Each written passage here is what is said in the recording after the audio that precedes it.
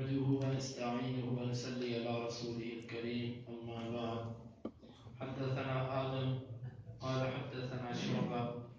حدثنا عمرو بن مرة قال سمعت أبا وائل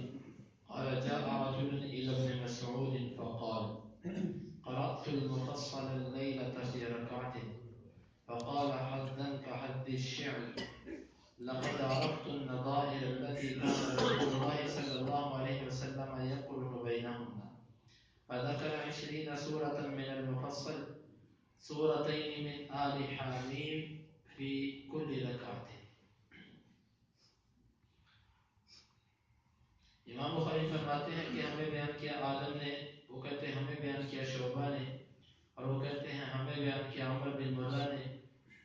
اور وہ کہتے ہیں کہ میں نے ابو وائل کو یہ کہتے ہوئے سنا کہ ایک آدمی عبداللہ بن مسعود رضی اللہ عنہ کے پاس آیا اور آ کر کہنے لگا کہ میں نے گزشتہ رات مفصل ایک رکعت میں پڑھی ہے. تو عبداللہ بن مسعود رضی اللہ عنہ کہنے لگے حدن کا حد شعر، تیز تیز پڑھتے ہو جس طرح کہ کیا تیز تیز پڑھتے ہو جس طرح کہ شعر کو پڑھا جاتا ہے. لقد عرفت النظائر، میں نے ان ملی جلی صورتوں کو پہچان لیا جن کو رسول اللہ صلی اللہ علیہ وسلم آپس میں ملا کر پڑھا کرتے تھے. پھر انہوں نے 20 صورتوں کا ذکر کیا مفصل میں سے کہ رسول اللہ صلی اللہ علیہ وسلم ان کو ملا کر پڑھا کرتے تھے. سورتین فی آل حامیم فی کل رکعت، 2 صورتیں آل حامیم میں سے ہر رکعت میں پڑھا کرتے تھے. اس حدیث کا تعلق پچھلے باب سے ہے کہ جس کی وضاحت پیچھے گزر چکی ہے، 2 صورتوں کو ملانا. حدیث میں واقع اس طرح کہ ایک شخص نے عبداللہ بن مسعود سے کہا کہ میں نے مفصل صورتیں ایک رکعت میں پڑھی ہیں. مفصل اس میں نے بتلایا تھا کہ اختلاف ہے، کوئی کہتے ہیں سورہ حجرات سے شروع ہوتی ہے، کوئی سورہ قاف سے. ابن حجر فرماتے ہیں کہ زیادہ راجح سورہ قاف والا ہے، یہ 26 میں پارے کی جو ہے وہ سیکنڈ لاسٹ سورت بنتی ہے. تو قاف سے شروع کیا اور میں نے ایک رات میں سارا مفصل پڑھ لیا، آخر تک مفصل کا لفظ سورہ ناس کی سین تک مفصل بولا جاتا ہے. یہ تقریباً بن جاتے ہیں 4 سوا 4 سپارے. تو عبداللہ بن مسعود رضی اللہ عنہ سن کے کہنے لگے کیا تم اس طرح پڑھتا ہے جس طرح شعر کو پڑھا جاتا ہے؟ حزن کا حد شعر، اس طرح تیز تیز پڑھتے ہو جیسے شعروں کو تیز تیز پڑھا جاتا ہے. مطلب بات کرنے کا یہ تھا کہ تو نے بغیر سوچ و بچار کے، بغیر تفکر و تدبر کے تو نے پڑھا ہے. مجھے معلوم ہے کہ رسول اللہ صلی اللہ علیہ وسلم کس طرح پڑھا کرتے تھے. اللہ کے رسول صلی اللہ علیہ وسلم 20 صورتوں کو ملا کر پڑھتے تھے. وہ کس طرح؟ ایک رکعت کے اندر 2 صورتیں پڑھا کرتے تھے. اور یوں نبی صلی اللہ علیہ وسلم کی 11 رکعت ہوتی تھی. ایک رکعت کے اندر 2 صورتیں ہوں تو 10 رکعتوں کے اندر 20 صورتیں بنتی ہیں. مجھے وہ 20 صورتیں 20 سورۃ من المفصل، رسول اللہ صلی اللہ علیہ وسلم 20 صورتیں مفصل میں سے رات کو پڑھا کرتے تھے اور آخر میں ایک وتر ہو جاتا تھا. تو وہ مجھے یاد ہے 20 صورتیں. وہ 20 صورتیں کون سی ہیں کہ رسول اللہ صلی اللہ علیہ وسلم ملتی جلتی صورتوں کو پڑھا کرتے تھے. ملتی جلتی صورتوں سے مراد یہاں پر یہ ہے کہ جن کے عنوان اور موضوع ملتے جلتے ہیں. مثلا جن 2 صورتوں میں ایک موضوع پر گفتگو کی گئی ہے ان کو ایک ہی رکعت میں ملا کر پڑھتے تھے. یہ نبی صلی اللہ علیہ وسلم یوں کیا کرتے تھے. اور امام ابو داؤد رحمۃ اللہ علیہ نے ان 20 صورتوں کے نام بھی ذکر کیے ہیں کہ یہ وہ 20 صورتیں ہیں اور رسول اللہ صلی اللہ علیہ وسلم ان کو آپس میں یوں ملا کر پڑھا کرتے تھے. مثال کے طور پہ سورہ عبس و تولی، سورہ عما یتساءلون اور والمرسلات، ان 2 کو ملا کر پڑھتے. اور اسی طرح سورہ دہر اور لا اقسم بہذا البلد، ان کو ملا کر پڑھتے. اور اسی طرح اذا الشمس كورت، اور اس کے ساتھ یعنی کہ جن کے موضوع آپس میں ملتے جلتے تھے ان صورتوں کو آپ ملا کر پڑھا کرتے تھے. سورہ رحمان اور اس کے ساتھ سورہ دخان، سورہ نجم اور طور، اس طرح جن کے موضوع آپس میں ملتے تھے ان کو آپ ایک رکعت میں 2 صورتوں کو ملا کر پڑھا کرتے تھے. تو 20 صورتیں ہی اللہ کے نبی پڑھتے تھے. یہ عبداللہ بن مسعود رضی اللہ عنہ نے اللہ کے رسول کا مخصوص عمل بیان کیا، وگرنہ آپ سے تہجد کی نماز میں سورہ بقرہ، سورہ آل عمران، سورہ نساء، یہ تینوں صورتیں پڑھنا بھی ثابت ہے، یہ بھی آپ پڑھتے رہے رات میں، تو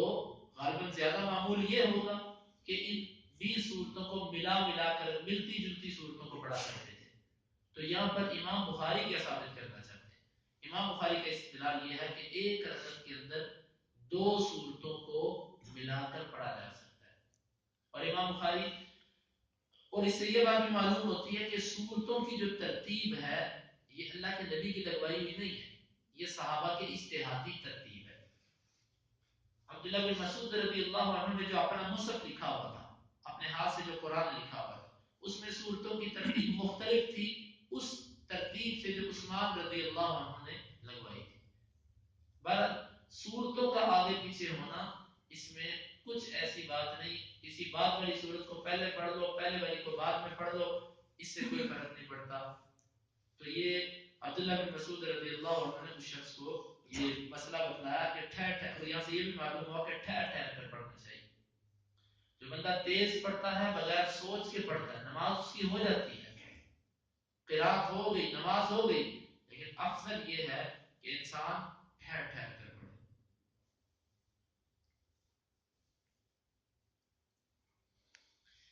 باب یقرأ فی الاخرین بفاتحۃ الکتاب، یہ باب ہے آخری 2 رکعتوں میں سورہ فاتحہ پڑھے گا۔ حدثنا موسیٰ بن اسماعیل، امام بخاری فرماتے ہیں ہمیں موسیٰ بن اسماعیل نے بیان کیا، وہ کہتے ہیں ہمیں حمام بن یحییٰ سے، اور وہ عبداللہ بن ابو قتادہ سے، اور وہ اپنے باپ ابو قتادہ سے کہ ان النبی صلی اللہ علیہ وسلم کان یقرأ فی الظہر فی الاولیین بام الکتاب وسورتین، نبی صلی اللہ علیہ وسلم ظہر کی پہلی 2 رکعتوں میں سورہ فاتحہ اور 2 سورتیں ساتھ ملایا کرتے تھے، اور پھر رکعتین الاخریین بام الکتاب، اور آخری 2 رکعتوں میں سورہ فاتحہ پڑھا کرتے تھے، ویسمعون الآیہ، اور ہمیں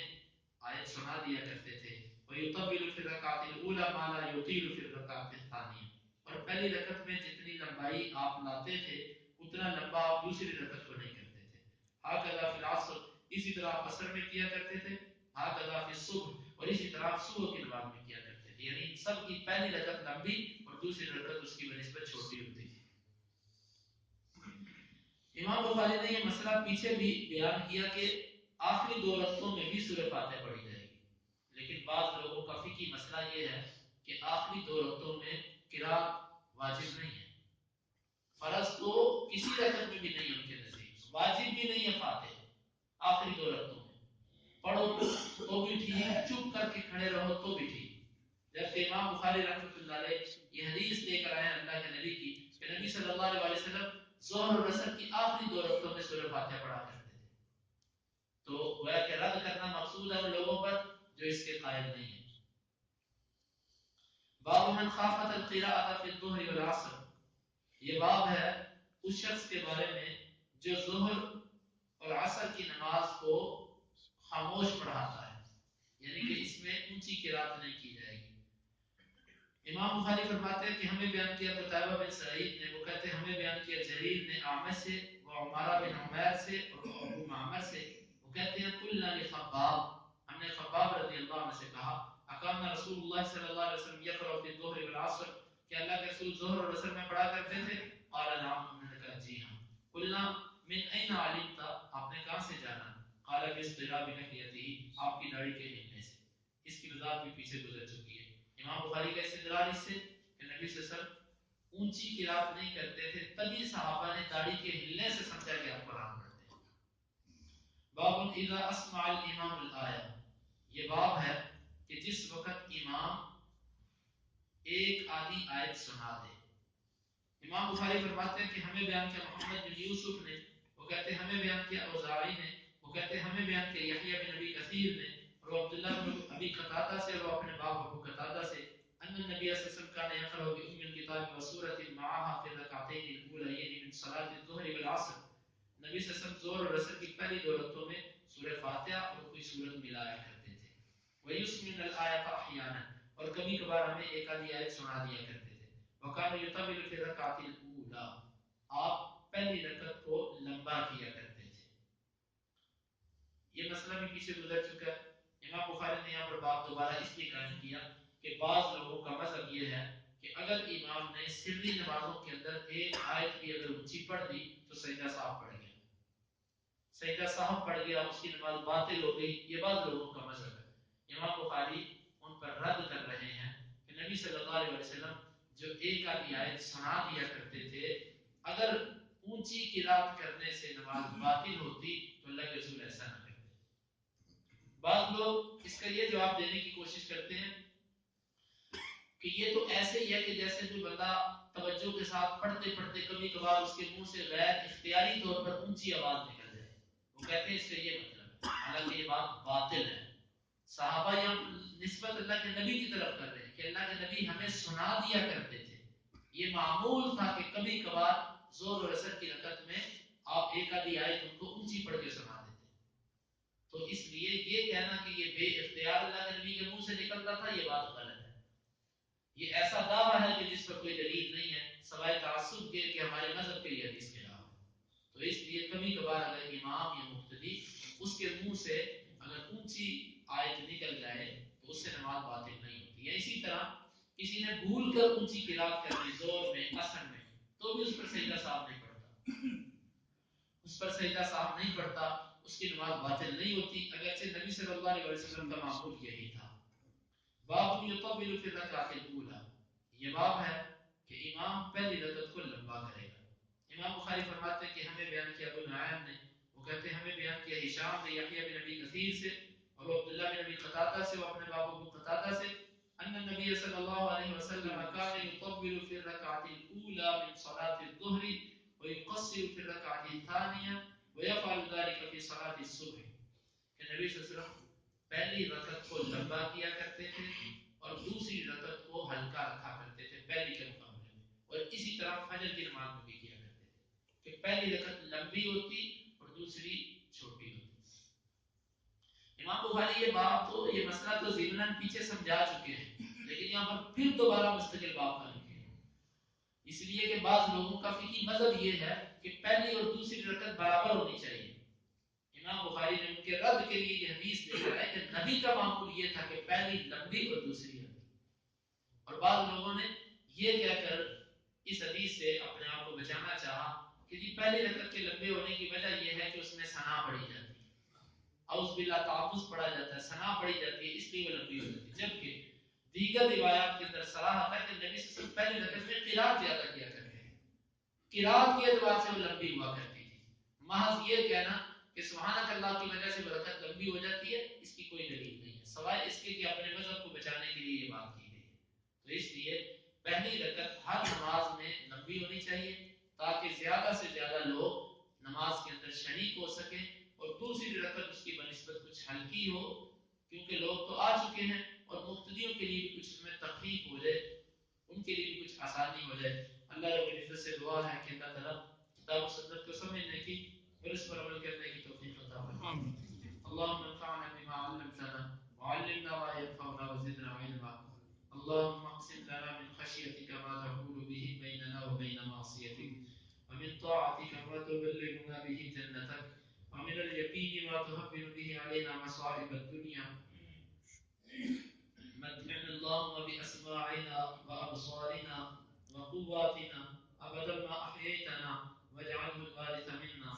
واجعل ثأرنا على من ظلمنا، ولا تجعل مصيبتنا في ديننا، ولا تجعل الدنيا أكبر همنا ولا مبلغ علمنا، ولا تسلط علينا من لا يرحمنا، وآخر دعوانا أن الحمد لله رب العالمين۔ کل انشاءاللہ آمین کا مسئلہ ہے، انشاءاللہ اس کو بیان کیا جائے۔